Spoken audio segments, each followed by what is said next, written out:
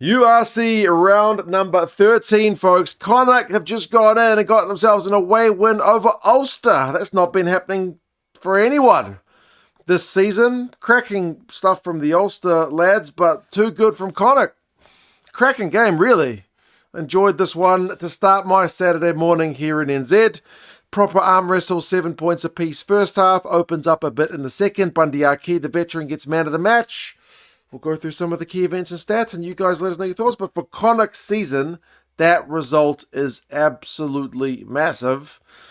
And for Ulster, who were trying to, keep themselves up to the really kind of top end of the URC, yeah, it's a bit of a blow for them. First 10 minutes is pretty tentative. It's more about big defensive plays than offense. There's some handbags, bit of pushing and shoving, which there should be when two of the Irish teams are going up against each other on 10 minutes, and it takes until, 18 minutes before Jansen gets the first try. Proper bit of power from Connacht. They had a 5-metre tap play, go for the jugular, second phase off it. You can see it's coming, but you can't stop it. Power's over, so try time 7 points to 0. And then I made the mistake of going out to grab myself a cup of coffee and only caught the tail end of the Doak try. Somebody put in a big fend as the Ulster back line got going. Doak had the support line. Somebody let me know. I haven't gone back and seen it on the replay just yet. I'll have to check it out, but it was a pretty sweet Ulster play to hit right back. 7 points apiece. But that is the end of the scoring for the first half. I picked the absolute wrong moment to go get a coffee because there were only 2 scoring plays in the entire first half, and I missed, not all of it, but I only caught the tail end of it. So 7 points apiece. Rest of the first half, it's largely big defensive plays again. Missed chances, to be fair, knock-ons, and Finlay Bealham getting himself a yellow card for a high tackle, shoulders the head, which ends up getting mitigated to yellow only. Halftime stats, Connacht's got the turnovers 4-6. Ulster's had the possession. Ulster's had the territory. Connacht's got the line break. So there's good things going for both teams, but we are all tied up. Second half, Ulster probably should have punished 14v15.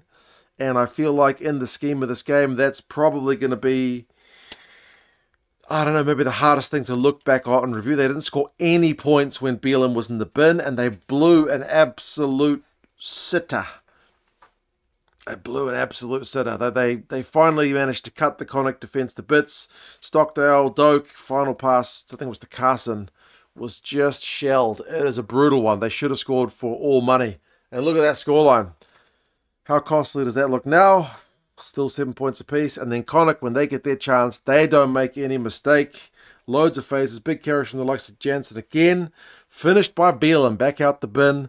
Burrows over from close range. 14 points to 7. Connacht are in front. They make it a quick fire double. It was kick return, wasn't it? And it's Heffernan who's got the try assist. He looks like he's going to power into the corner. Maybe not, but he pops it. He pops it to Tracy as he's running full tilt. Misconversion in the corner, but 19 points to 7. So it's starting to look like a long way back for Ulster, given the context of this game. It's not a real free, high-scoring affair. It's defensive plays. It's hard to score points, but they hit relatively well back to Ulster to keep the game alive, which me as a neutral watching Saturday morning, that works for me. Was back within touching distance, one simple kind of catch and pass, really just through the hands. And Ward with the dummy. It was left the Connacht fullback with nothing to do because he had 2 men to mark.